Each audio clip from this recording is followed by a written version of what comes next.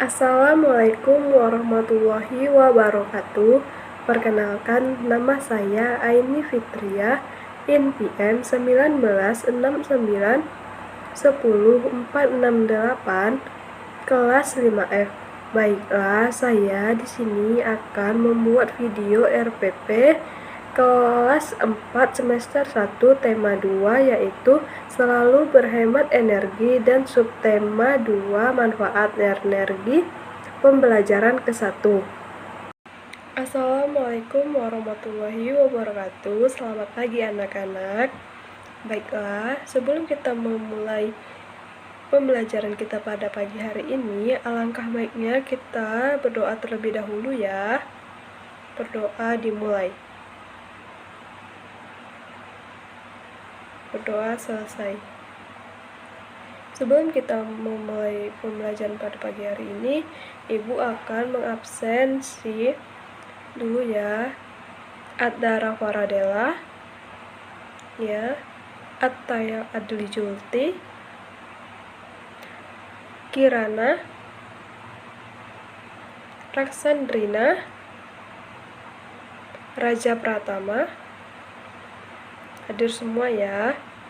Baiklah, sebelum kita memulai pembelajaran pada pagi hari ini, adapun tujuan pembelajaran kita yang pertama yaitu ada setelah mengamati gambar dan membaca teks petunjuk tertulis, siswa mampu mempraktikkan untuk membuat produk dengan langkah yang benar. Lalu yang kedua yaitu setelah tanya jawab, siswa mampu menyajikan teks petunjuk tertulis tentang cara membuat kipas dengan tepat. Lalu yang ketiga, dengan pengamatan, siswa mampu mengidentifikasi manfaat dari perubahan bentuk energi dan menyajikan laporan hasil pengamatan dalam kehidupan sehari-hari dengan tepat dan juga sistematis.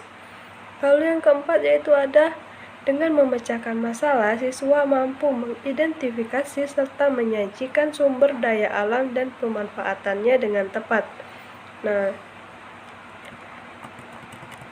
sebelumnya kan kita sudah mempelajari tentang macam-macam energi. Nah, sekarang kita akan mengenali lebih jauh tentang energi dan pemanfaatannya dalam kehidupan sehari-hari.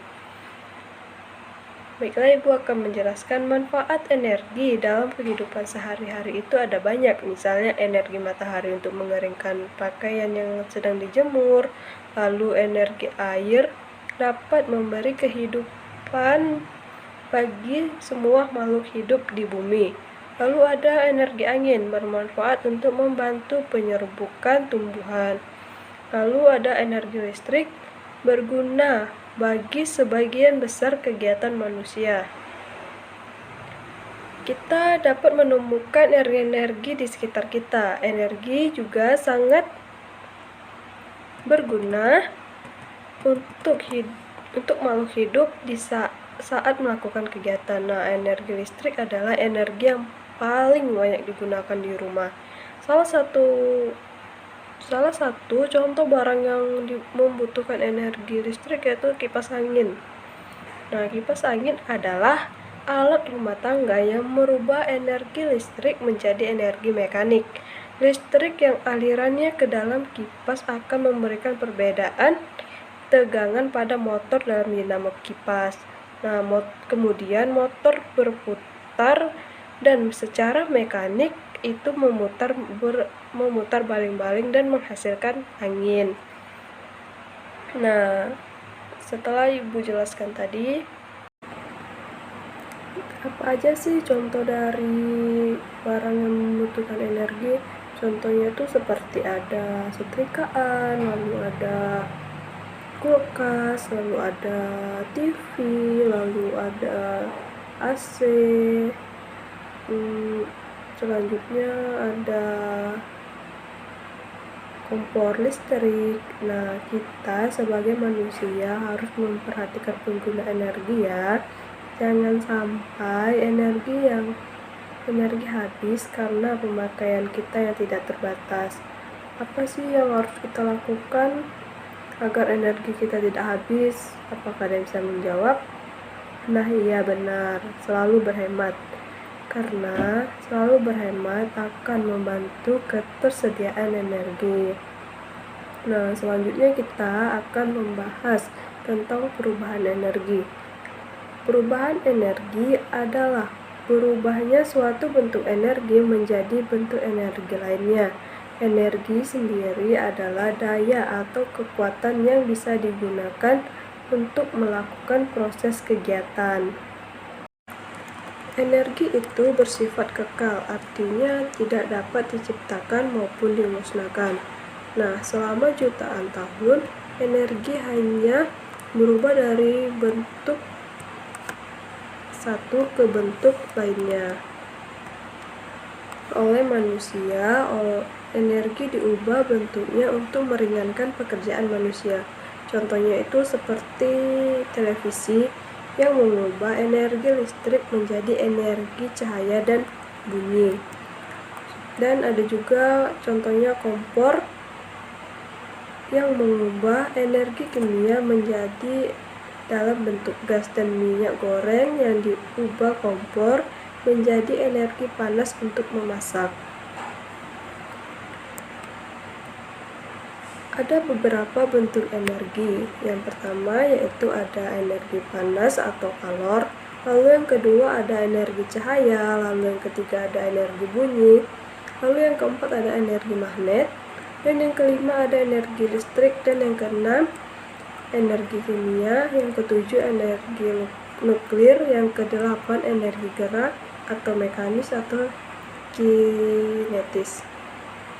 Contoh perubahan energi. Nah, yang pertama itu ada energi kimia menjadi energi gerak, yaitu makanan yang kita konsumsi membuat kita berenergi sehingga kita bisa berjalan dan beraktivitas. Lalu yang kedua yaitu ada energi gerak menjadi energi panas. Contohnya itu roda yang saling bergesekan menghasilkan energi panas yang menghidupkan mesin.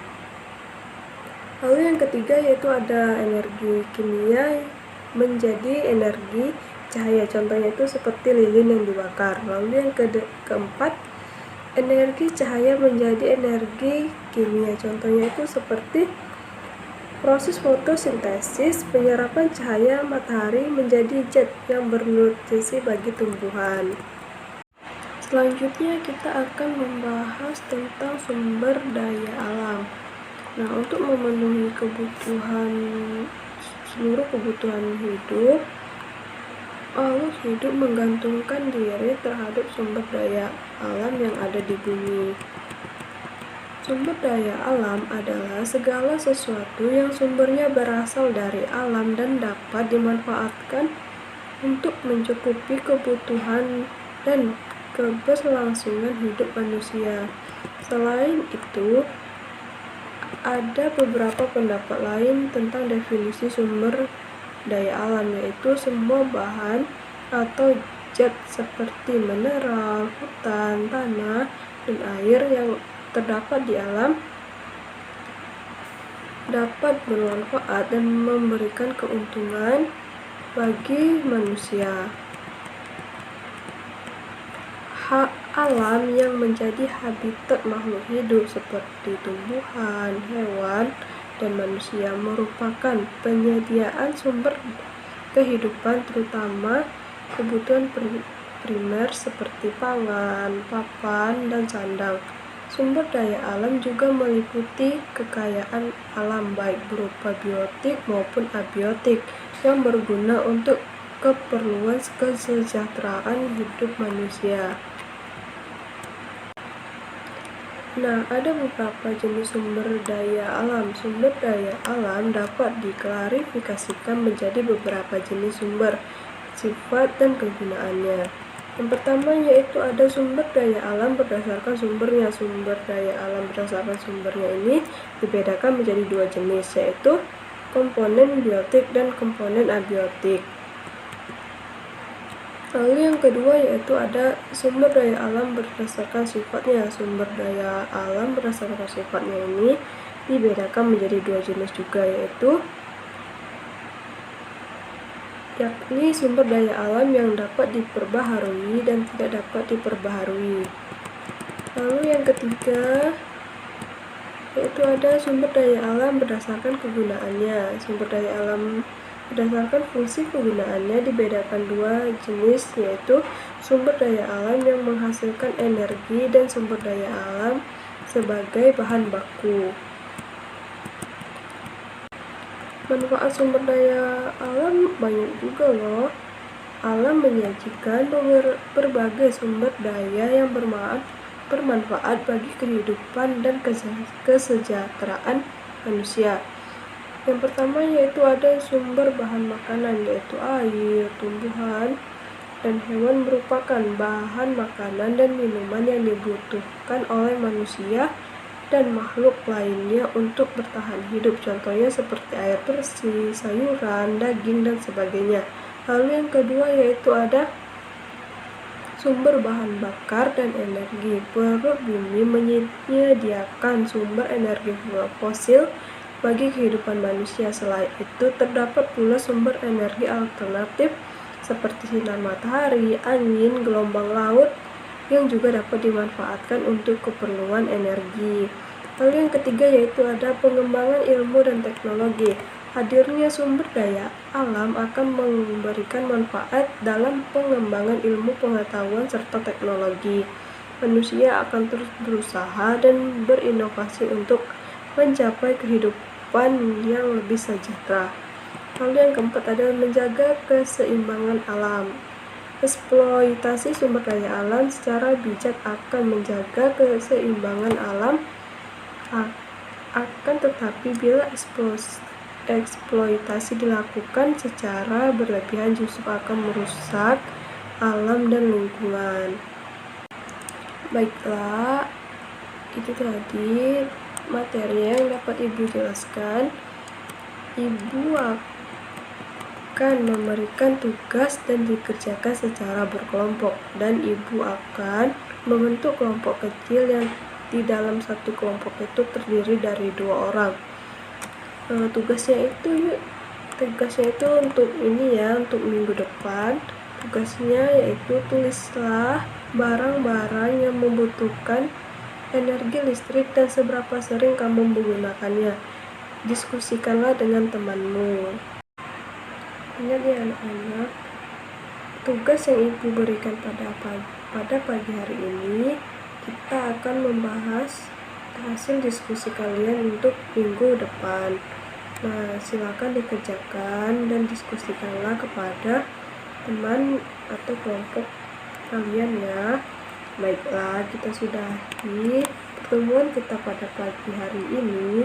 Sebelum Ibu menutup pertemuan pada hari ini, apakah ada yang bisa menyimpulkan materi kita pada hari ini? Nah, iya, Adara, silakan menyimpulkan materi kita pada pagi hari ini.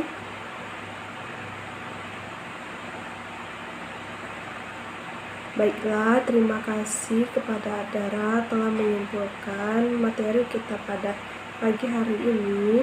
Ibu sudahi pertemuan kita hari ini. Ibu akhiri. Assalamualaikum warahmatullahi wabarakatuh.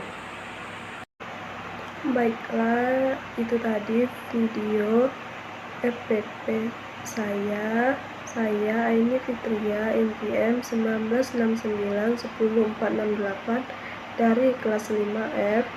Saya akhiri. Assalamualaikum warahmatullahi wabarakatuh.